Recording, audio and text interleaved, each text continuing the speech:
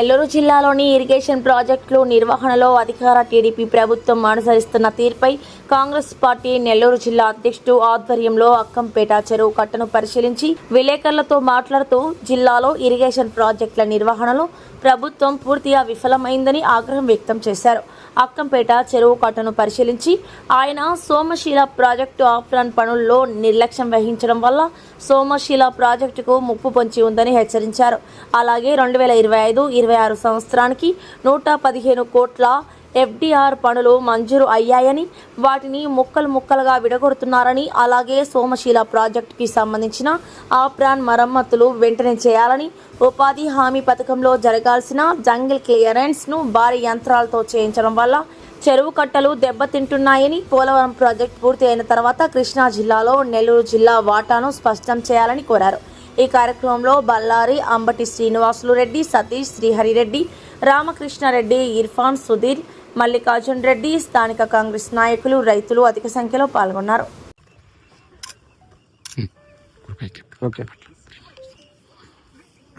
ఈరోజు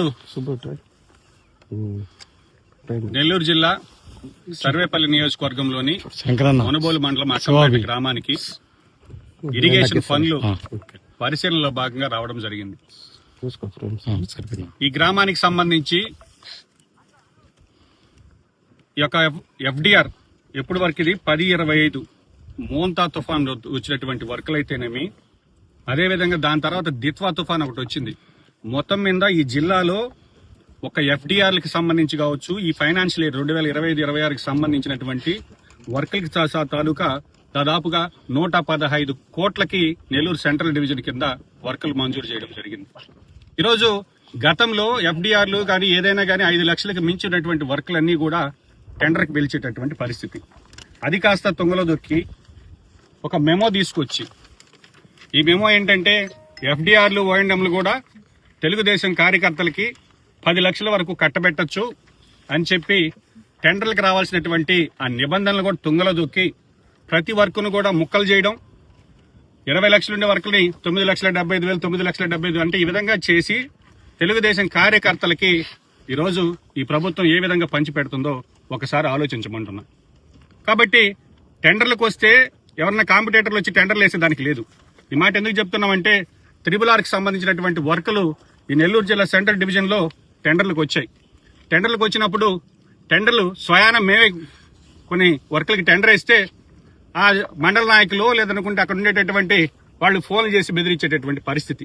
కాబట్టి టెండర్లకు వచ్చిన వర్కులను టెండర్లకే నీయకుండా ఈ విధంగా 115 కోట్ల రూపాయలకు సంబంధించినటువంటి FDR వర్కులను కూడా 10 లక్షల వరకు నామినేషన్ పద్ధతిలో ముక్కలు చేసి తెలుగుదేశం నాయకులకి ఏ విధంగా కట్టబెడుతున్నారు చూడండి.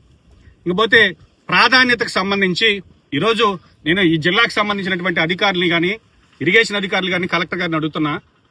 సోమశిల అనేది మనకి ఎంత ముఖ్యమో ఈ జిల్లాకి సంబంధించినటువంటి సోమశిల ప్రాజెక్టు యొక్క ఎప్రాను మొత్తం కూడా డ్యామేజ్ అయిపోతే దానికి సంబంధించి ముఖ్యమంత్రి గారు చంద్రబాబు నాయుడు గారు వచ్చి స్వయాన పరిశీలించి ఆ వర్క్ శాంక్షన్ చేస్తే ఈరోజు ఆ వర్క్కి బిల్లులు రాక పని ఆగిపోయినటువంటి పరిస్థితి.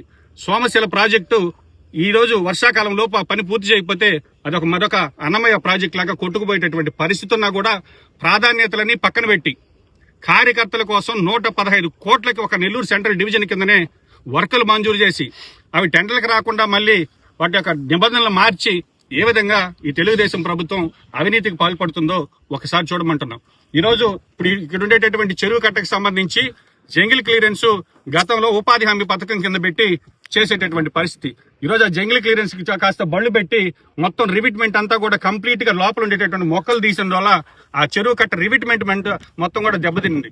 కాబట్టి ఈ ఉపాధి హామీ పథకంలో చేసే పనులు కూడా దాని పక్కన పెట్టి ఇరిగేషన్ లో 9,75,000 రూపాయలకి టెండర్ రాకుండా ఒక 20,000 తగ్గించి ఈ పనుల్ని ఏ విధంగా చేస్తున్నారో ఈరోజు ఇక్కడ స్వయాన మనం కూడా పరిశీలించడం జరిగింది.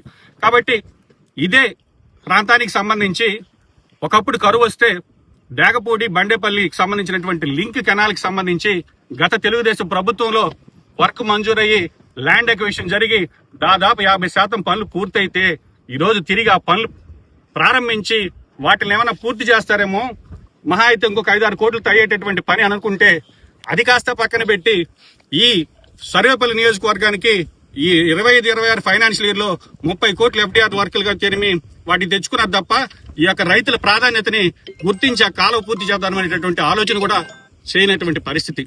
కాబట్టి కూటమి నేతలను అడుగుతున్నాం, ఈ జిల్లాకు సంబంధించి సోమశిల ప్రాజెక్టు ఎప్రాన్ దెబ్బతింటే వాటికి పేమెంట్ ఇవ్వకపోతే ఆ పని చేసిన కాంట్రాక్టర్ కోర్టుకు పోయి సగం పని అక్కడ ఆగిపోయింది.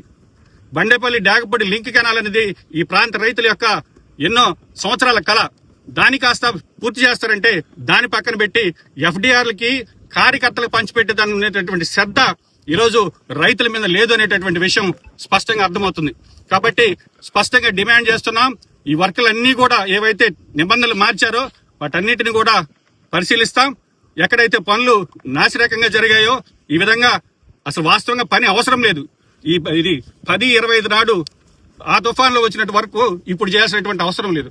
దాని తర్వాత మళ్ళీ తుఫాన్లు వచ్చాయి, ఇక్కడ పని అవసరం లేకపోయినా కూడా పనులు పెట్టి పనులు చేసేటటువంటి పరిస్థితి.